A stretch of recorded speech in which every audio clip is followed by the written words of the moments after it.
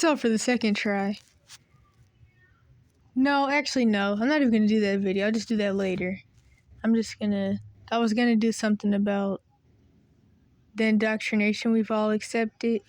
But honestly, I'll just talk about this because this is something that I was just talking about in the support group. And it's something that I wanted to make a video about before a long time ago, but never did. Or maybe I did mention it in some video, but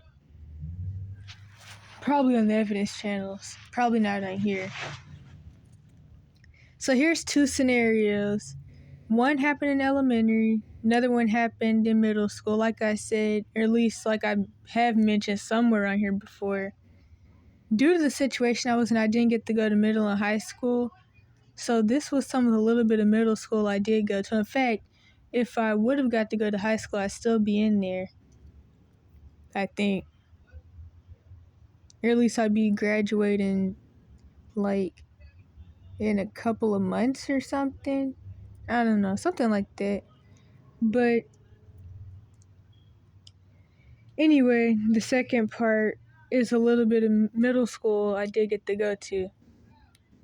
First things first, I was in about 4th grade. There's this boy in my class,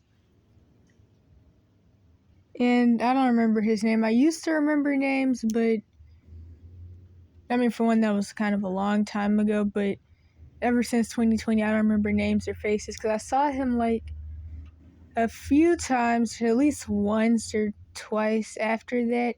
Not like a little after 4th grade, but like a while after. So like I think when I was there in that state, in that city again in 2020, I saw him. I think that's when it was. But I mean, he probably didn't remember me. He was just in a store. Don't really remember what his name was. It started with an A though. So he was... Dang, how old were we? I don't even know. I guess that's too much extra detail. But we were standing in line and he was moving side to side. Kind of like a rocking type thing. Probably had something to do with his trauma. Maybe not. It was probably just, I mean, people move. But this teacher, Miss, I don't even remember her name either. I remember what she looked like though. The other staff didn't like her either because it was really obvious that she had a lot of issues. And she obviously didn't like any of the students either. And she started screaming at A, whatever his actual name was. And she was like, "You need to stop." And she was screaming at him about how he needed to stop and how she was going to call his parents and all that. And then he was like, "No, please don't call my dad. He's going to beat me with the rope." And then the teacher was like, well, then if you don't want that to happen, you need to stop. And like I said, all he was doing was moving side to side in the line. He was literally just rocking back and forth. But apparently that was an issue. And that's the thing. When you're in these types of systems, I honestly feel like if the Cash for Kids system didn't exist, abuse situations could be a lot less worse. Because then you wouldn't be able to get thrown into systems where you have to be abused by even more people, random people. And they can be flying monkeys and enablers. They can get you funneled through the other parts of the Cash for Kids system. Because like I was talking about in a support group where I mentioned this and the other story I'm going to talk about, the school system, it funnels you to the mental health system. It funnels you to prison. It can funnel you to the juvenile justice part of the Cash for Kids system. It can funnel you to the CPS part of the Cash for Kids system. And then they can also enable and ignore abuse too and help out in it. Because of course mandated reporters, they either play fly monkey and enabler, or they just act like, or they just play dumb enough that they don't know what's going on, like they never knew anything. So yeah. And then even with all of that, the bigger thing is that school is made for indoctrination. School was made for the same reason. Well, the school systems were made for the same reason as the music industry and all that other entertainment type stuff, mostly the music industry, but I mean even TV, all indoctrination. So like that's the foundations that it's built on, and then the Cash for Kids system part is tied into it. I forgot to mention how they funnel you into the abusive SPED placements and even alternative schools. Although more than likely you really end up in those types of placements when you don't have parents or when you have abusive parents, because schools can't really, at least not easily. I mean, well, for one, you're usually sent to those placements for your trauma symptoms or because your abusive parent gets you put in there themselves. But this happened in North Carolina, so they didn't have like the racial SPED placements like Georgia does, where they call it GNet and then they call some of them SSBC EBD things, and yeah, they didn't have that at least, but they did have alternative schools. But it's really people either get put in there by their parents or they get put in there because they're in the foster care system. Because I remember at this one group home that some kids lived at, and this alternative school thing that, well, my mom didn't even, I mean, of course she had parts of getting me put in there, but really her boyfriend admitted that he's the one that actually got me put in there, which I'm not even going to go into why he was even able to make that decision or how. Well, how would be my mom, but why it's just, I don't even know. But anyway, there were kids who would like have to go to this alternative school for like a year or months until their group home really got to know how they acted. And then if their group home trusted them enough, they could go to actual school where they actually get to learn the curriculum and actually get to learn the math and science and stuff that they're supposed to learn. Because the thing is, these placements are just babysitting holding grounds to make money off of abused kids. They're not for academics, so you don't learn any of the stuff that you're supposed to learn in there. So you can sit in these placements for months and years, even your whole school career, whatever you call it, quote unquote career. You can sit in these placements, and then at some of them, you can't even get a high school diploma, you just get a certificate of achievement. Or they do give you a diploma, but it's like a fraudulent diploma. So yeah, there's that. So the next story is this other Mexican kid. His name was Omar.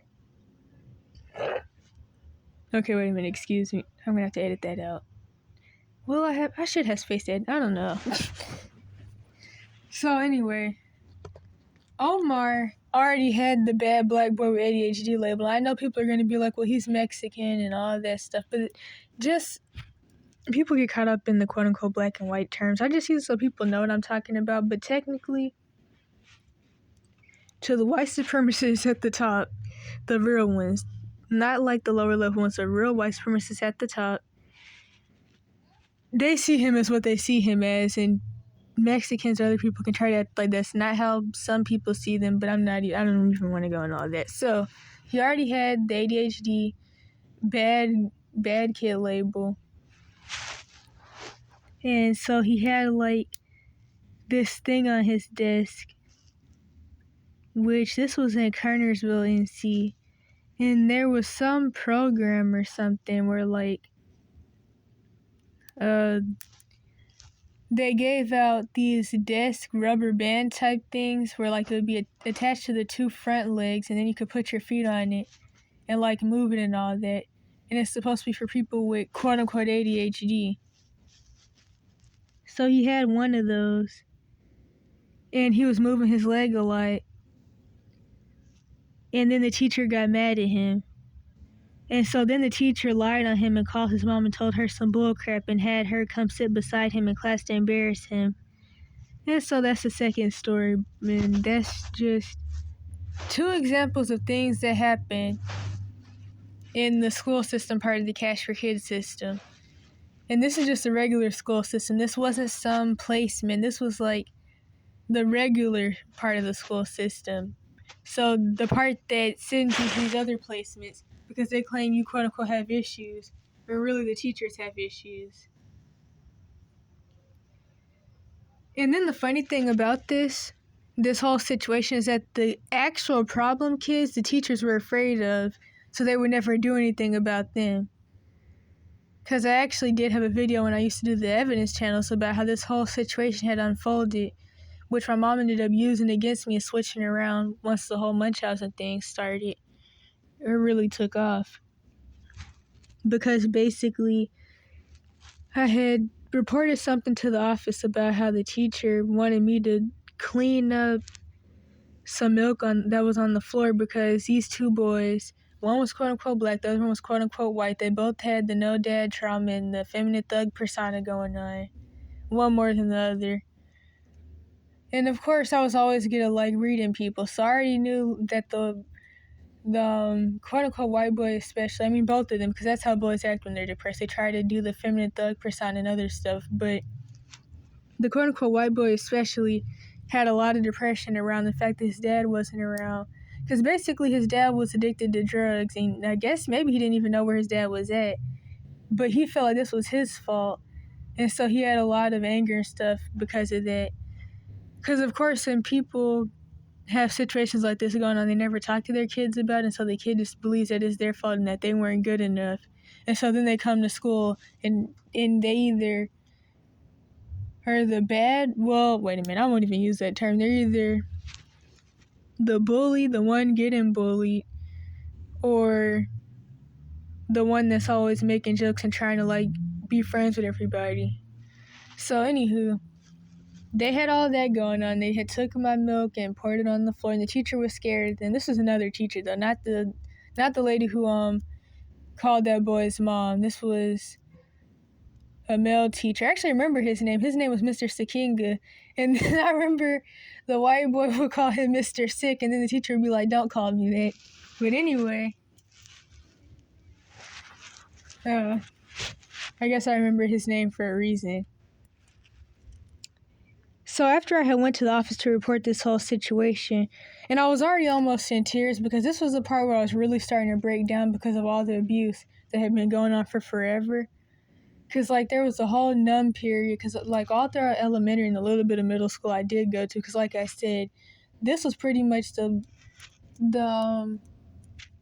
only middle school I went to, and I was only at this school for, like, 3 or 4 months, and it was already the end of the school year, and I had just moved back in with my mom because my grandma had kicked me out, because I had actually been getting kicked out since I was, like, 8, but that's a side story, but yeah, so just another reason I really needed to, like, actually leave and not keep sitting around trying to pretend that there's a system put in place to help and begging a trafficking organization like CPS to finally do quote-unquote their job. But anyway, so where was I at? I don't even remember. So I guess back to the story. The teacher had went up there to the office because he really wanted me to clean it up because he was scared to tell the boys to clean it up because he was scared of them. And mind you, they're both like 4 feet tall. But anyway, in fact, no. I think one was like 4 feet tall. The other one was like 3 something. Looked like it. Anyway, yeah, so the teacher was mad, and so basically I just ended up leaving the school to go cry outside because he was trying to like defend his case about him being scared of them, basically, without actually saying that. I don't remember the whole situation. I do know that they called my mom, and then, of course, she started trying to use this as her chance to make the whole situation about autism and about some other, probably, was it even about that? I don't even know if she was doing that one yet. Or no, didn't she do that first? Was it the autism first and then the schizophrenia, then the schizoaffective, then the quote-unquote Tourette's to the mouth, then the other 20 plus things? Because like I said before, maybe I have, I don't know actually. I know like on the evidence channels I have videos on here that I used to have linked about all that, but I don't think I have any of those up anymore. But basically I had got like 20 plus labels at 12, or like most of them at 12, others from the time of 12 to 14. I don't even know how many of them were ever actually put on paper during my cash for kids system abuse. But yeah, anyway, my mom tried to make this a pity party, quote unquote, I'm retarded story, and she tried to make this about the Munchausen and a pity party type stuff. And then they made me feel worse about the whole situation, because honestly, the situation wasn't that serious. And that's the thing. When you have abusers like this, they take little stories like this and flip them around and use them against you in the Munchausen situations and all that. And it could be something that wasn't even really that serious, to be truthfully honest. Because the thing is, if I had healthy parents, this situation wouldn't have even got to this point. Obviously, because my mom, when it came up there trying to make it about some made up mental labels and a whole bunch of stuff that even a lot of the doctors around at that time wouldn't agree with. Of course, they would still try to like push certain labels along because that's how they got their money, but like a lot of them never agreed with the autism thing, but my mom just kept dragging that one along the most since 2018. Well, yeah, since 2018. And like I said, I had 20 plus labels, so it was a lot of stuff that my mom would use interchangeably depending on the situation. But yeah, so that's when I was really actually starting to like lose the numb feeling. I almost did, but then after this situation, my mom started getting me locked up, and so then I'll be on the drugs, and then the drugs have pushed me back into the numb phase. Because of course, psychotropics, they're neurotoxins, so they do a lot of stuff to you, but one of the things they do is dumb you down to the point where you go along with the abuse and will even agree with abusers and lie on yourself with abusers. And then you don't remember any of the stuff that happens either, especially while locked up. When you're locked up and you're being drugged, once you get out of that place, you don't remember anything that happened, because that's what the drugs do. So, like, you could have been in there getting molested the whole time and you don't even remember that. And that's actually pretty common, and the repressed memories come back up later, like you realize you're pregnant or something. It happens. But, yeah, so I was almost coming out of the numb phase where I had been trying to lie to myself about not even the Munchausen, because the Munchausen was kind of just starting because I had just moved in with my mom. And of course, like I said, maybe on here, it started when I moved in with my mom, but I had always been going through other types of abuse, really since I was like born, pretty much, kind of before I was born, honestly. All the stuff that happened while I was in the womb, but then there was the other stuff that happened after I got out, which some of it was like early sibling abuse. Oh my gosh, sibling abuse, because there was like a lot of situations with that.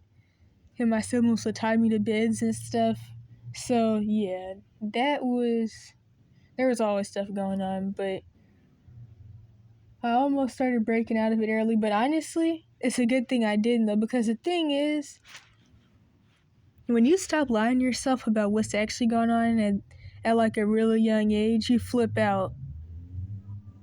And you could end up killing your parents and going into actual psychosis. Because it's really hard to accept that stuff is going on, especially when you're so young and you're like too young to run away. There is no help, so you're too young to run away. You're way younger than 18, so you have a long way till 18 to try to leave at 18. And that's why understanding what's going on too early can be really dangerous, because then you can become one of the kids who gets framed on the news by child molester lawyers and judges and PO officers because you ended up killing your parents because you accepted that they were trying to kill you and that they were sexually abusing you and a whole bunch of stuff too early. That's why it's kind of better to realize this stuff a little later. I mean, I'm glad that I started like accepting it at 14, well, late 14 in 2020, when I like started figuring out the actual terms for what I was going through, like the clinical terms and all that. But any earlier than that would have been bad. That's why, honestly, even though it made me chronically ill till this day,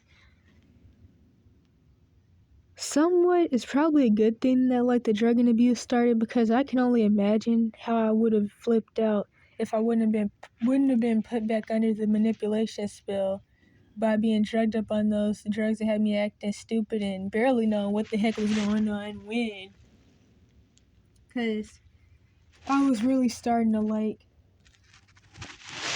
not open up, definitely not open up, but accept the reality of my situation. Especially on this specific day when this whole thing happened at the school. Because when this happened, I almost cried, and I hadn't cried in like since I was 8. I stopped crying at 8, I'm pretty sure. And then it wasn't until I got to go to high school for those little bit of months after moving to Georgia again. And I was at MTZ High, which I have videos about that, but they're not up anymore either. So a lot with that situation. But yeah, so when I went to high school for those couple of months, I was really actually not numb anymore. Like I said, I was always known in elementary and middle as the person who never cried, never got mad, never looked sad, none of that stuff. But I was actually never happy. I was numb, or either like, I think I was secretly sad, always. At least then, not anymore.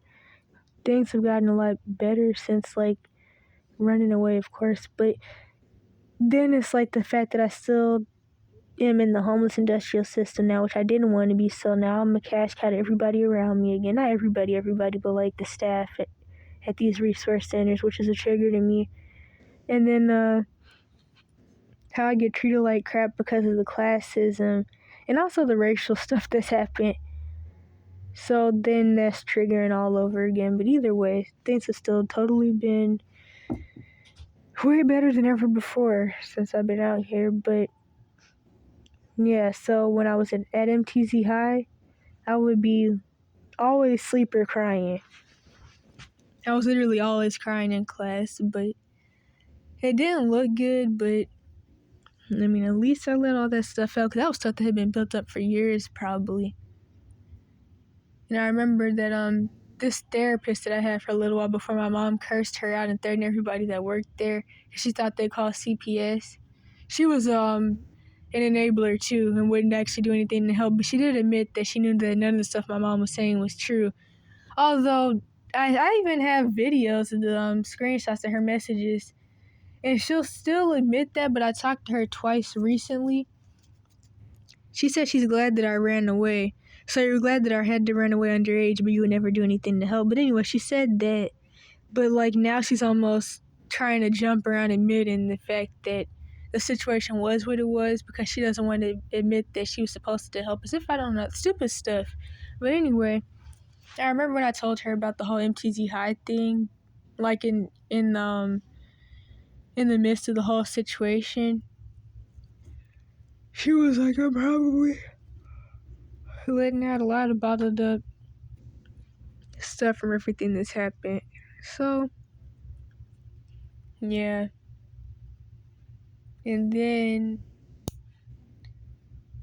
in the time of my mom cutting her off, her being the therapist lady, her counselor, whatever, that was when my mom had got me put in the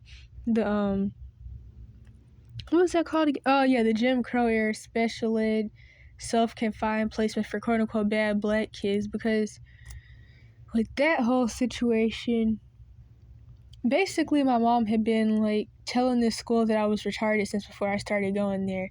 So she had already told them a whole bunch of crap, and then once I started going there, she kept threatening to like call the news on them because they wouldn't put me in special ed.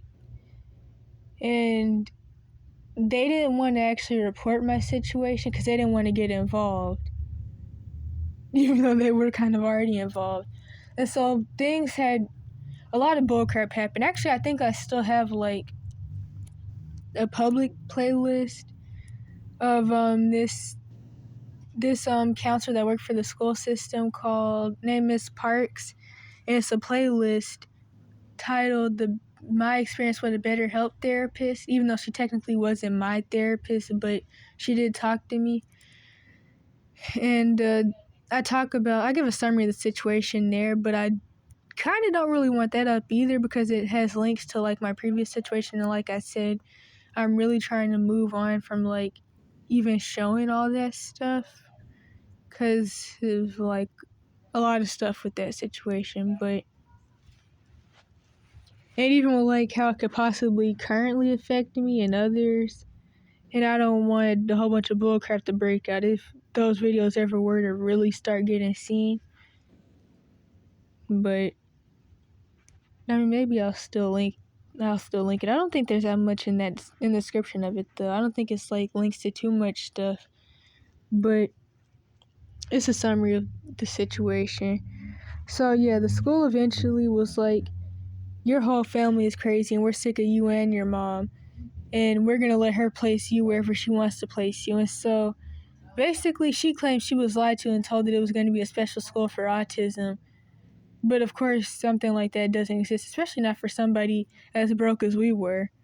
And I feel like any school that was like specifically for autism wouldn't even be something where I would look right being there, because it would have to be something for people with like low function, even though people that with autism label in the communities don't even like that term. But that's another reason I don't even like that protected group bull crap though, because it's like it's a whole bunch of victim stuff with all those people, and how do you accept the label but then not like the stuff that goes along with the label that you accepted? But that's kind of another thing that I talk about all the time.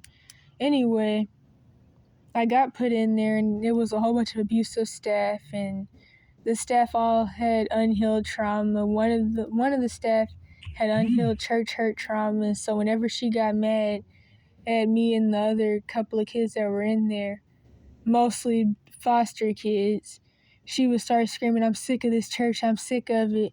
And then luckily the staff didn't beat on us, because honestly with the way that they acted, I thought that they would beat on us, but no. They were just really manipulative and very, very gaslighty. And they would even sometimes gaslight the quote-unquote normal or regular kids in general ed, but the general ed kids didn't have to be around them all day. And I remember I even still have videos somewhere saved in my email or whatever of general ed kids who had been around the I call them the pod staff or the sped staff. They work for Parappa. I even have videos of kids in regular classes saying that they feel bad for us because we have to be around them all day. And I remember in one of the videos, I just sounded so like shaky and scared because the sped staff was standing right out there. Because basically I was using the bathroom. We weren't allowed to like go to the bathroom. The staff had to go to the bathroom with us. Luckily not in the stall. Luckily didn't go that far. We also had to ride the short bus, which staff in the building, when they had found out about that for me, which I wasn't allowed to talk to the staff in the building, which that's a whole side thing, because basically the staff didn't want us talking to the counselors or other teachers because they were worried that we would report their abuse. But anywho, when one of the counselors had found out through me that we rode the short bus, she tried to act like I was lying, because she was like, "Well, why do you guys ride the short bus?" And she was like, "I never knew about that." But that's how people are, though. When people work in the abuse systems, they try to act like they don't know what's going on, and sometimes they really don't. But because they want to have cognitive dissonance about it, and they don't want to, like, be the whistleblower that loses their job or something, they just push you away from them. And that's what people do whenever they feel like you're in a bad situation and may cry out for help, or you are crying out for help, especially when it's their job to do something. They will get mad at you and they will try to gaslight you, and they'll turn into a flying monkey or enabler real quick, so that way you don't burst their bubble about the fact that they work for child abusers and they're helping people abuse kids. And that is how the Cash for Kids... No, it's not. How the school system ties into other branches of the Cash for Kids system. And also, the American school system is a part of the Cash for Kids system itself, but it ties in other branches, just like how the foster care branch ties in all of them, and like how the mental health system branch ties in all of them.